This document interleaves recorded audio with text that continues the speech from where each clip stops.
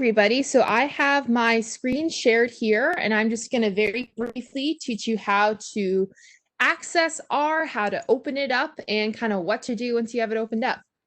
So this is in the slideshow for, let's see, data analysis and presentation. This should be available on Sakai. So you're going to scroll down, and this has a lot of really helpful tips. So I highly encourage you all to look at it. But the website where you access your R is cellsrs.uri.edu, and your login is your Sakai username, and your password is your URI ID number. So when you kind of go to RStudio here, this is what it looks like. So over here in this username, you're going to type in your Sakai username. So for me, it's m-fenderson. Then your password is your URI ID number. So what's great is that there's no really password you have to memorize. You can just look at your URI ID card and you're great. So you're going to hit sign in here.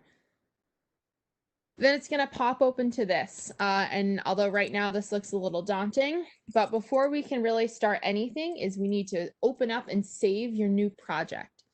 So how we do this is you're going to go to File, New Project.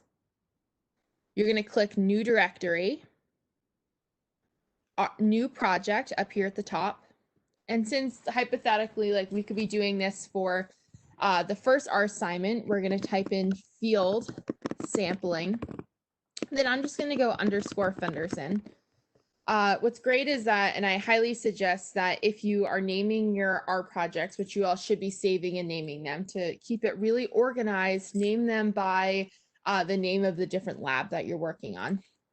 So you can create a project as a subdirectory of as blank. So just easy peasy, just then hit create project. And then as you see here, it's going to take a second to load, but you should see now field sampling _ your last name here in this box.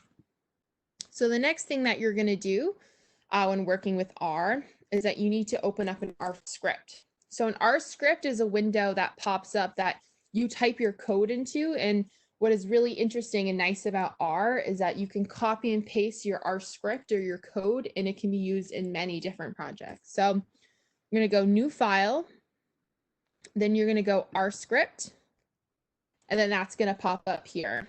And then what I also suggest you do is you see this kind of save icon. You're going to click save, and then what I would do is type in the same name. So field sampling _ your last name, except instead of it saving as a .rproj, it's going to save as a .rscript. So as you see here, you see the R, this is the script.